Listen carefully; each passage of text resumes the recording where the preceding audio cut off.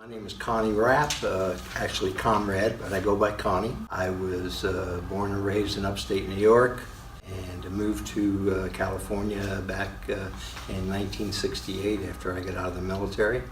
Married, one daughter, Miss Rapp. I'm retired. I've been retired for 17, 18 years now.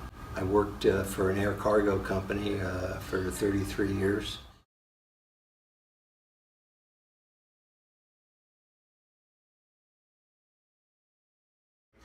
Yeah, I was drafted and I went in early '64. I went through basic training at Fort Dix, New Jersey. From there I was sent down to Fort Bragg, North Carolina, and I volunteered to go to jump school, paratrooper school. Got reassigned to an airborne unit there, and then they asked if I would be interested in going back to school to become a crew chief on an Army aircraft called the Caribou. So I said sure, so they sent me to Alabama, and I went through ground school down there, came back. We used to have to do so many jumps every month in order to keep up our jump status, and I was on my I think my 18th jump, and I busted up my ankle, and they took me off of jump status. So at that point I started putting in for transfers overseas. They sent me to Korea. In Korea they didn't have a Caribou unit, so they put me in a transportation company that we had Jeeps and we had limousines. We were at 8th Army headquarters in Seoul, and we were the people that drove all the big shots around. Possibly if there was entertainers coming in for USO shows, we were the ones that would chauffeur them around. And I had the honor of actually being a driver for a three-star general, Lieutenant General Benjamin Davis, who he was African American, the first African American to graduate from West Point.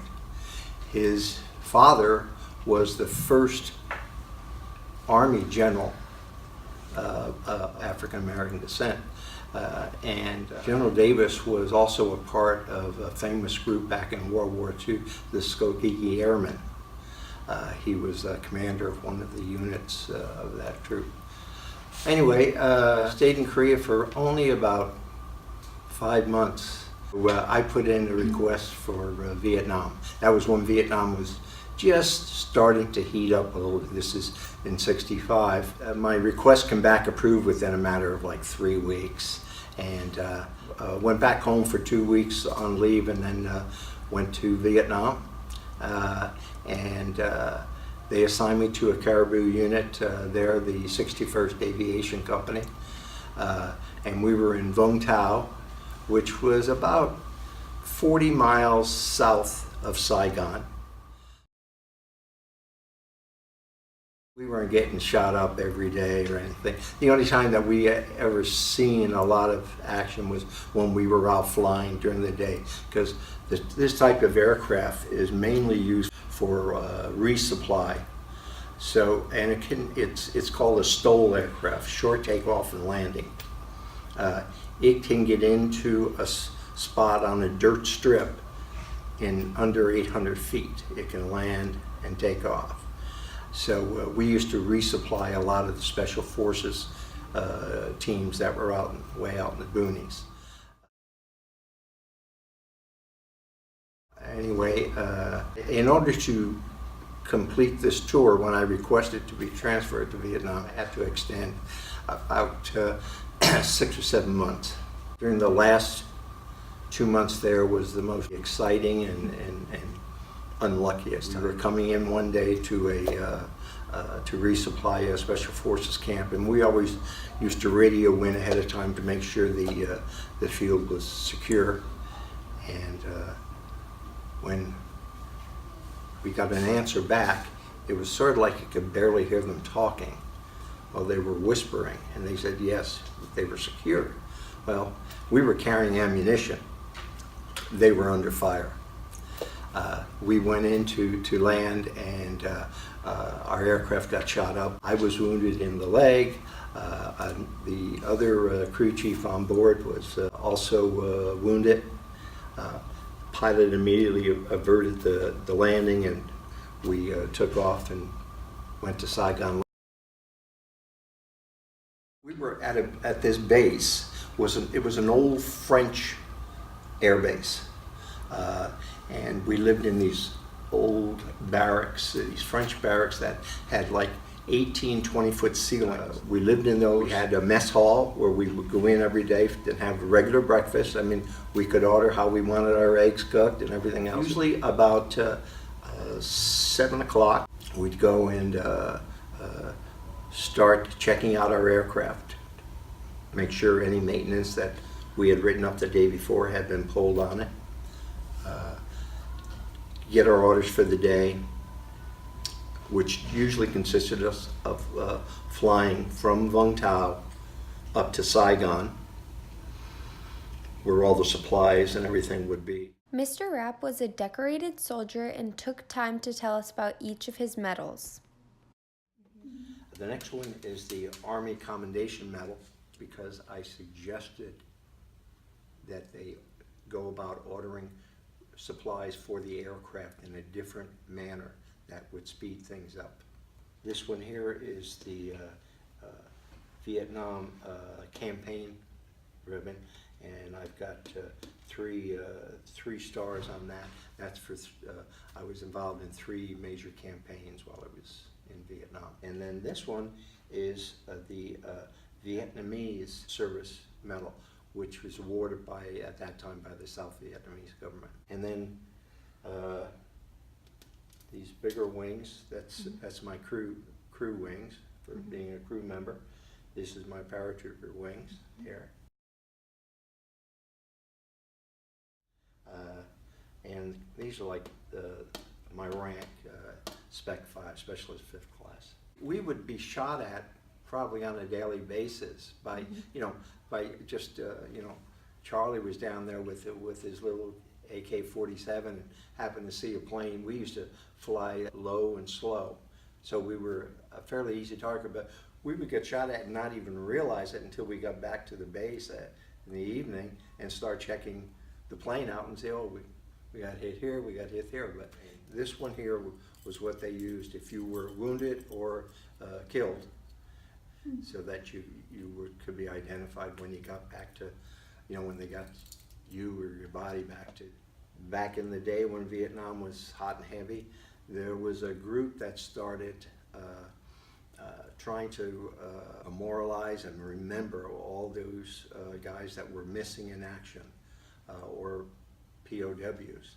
And they started making these bracelets with a name of a person and their date of when they disappeared or were taken POW.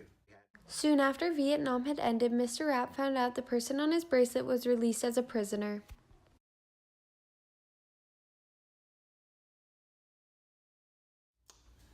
The mindset of people changed during this period too. I mean, when I went over there, I was gung-ho. I thought, hey, I'm here to do the right thing. I'm here to help this country.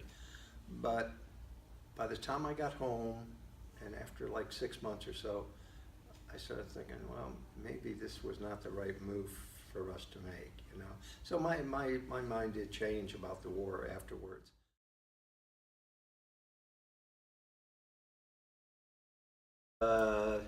Getting equipment, getting the right equipment. I mean, even just down to your uniforms, your fatigues. Everybody was supposed to be issued when they got to Vietnam. It was a change of climate, so you couldn't wear the same fatigues that you were wearing here. You got issued jungle fatigues. Well, when I first got there, I was there for 3 or 4 months before I was able to get my hands on jungle fatigues, and that was only because I traded them. When I first went into the service in '64, the total killed in Vietnam at that time was like 9 people. Well, I suppose I was. I grew up there. I mean, Yeah. I was, you know, I was 21 when I got drafted. I was an old man in Vietnam compared to most of the guys. Most of the guys were only 18, 19 years old. But when I went over there, even just all my time in the military itself, it made me become an adult. And it probably was the biggest factor in my life, that going to Vietnam. I mean, it left such an impression on me. And to this day, I mean, I'm very active in military organizations. I belong to the American Legion down here in Newport, the VFW, the Elks, which is sort of military geared.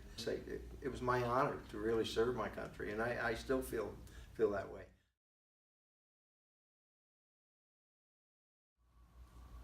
Being away from home. Yeah. Mom's not there to make you breakfast in the morning, No. dinner at night. You know, you miss your friends, and especially under circumstances of being in a place where there's a war going on, you sometimes wonder if you're ever going to see those friends again, you know. But that I found the hardest. Probably the day that I was wounded. The plane was getting hit hard, and they were using what at that time it was like 50 caliber. Those rounds are big, and they can just tear a plane apart real easy. And I didn't know if we were going to get knocked out of the sky or not. You know, usually if you crash, that, you know, it was over with most of the time. Plus the day that I was leaving, when I was coming home.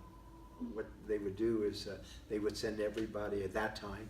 Everybody went back to Saigon, and you were processed through all the paperwork up there, and they would fly you home. And you were always hoped that it was going to be a civilian aircraft, not an Air Force. I was lucky. I got Continental Airlines brought me back home.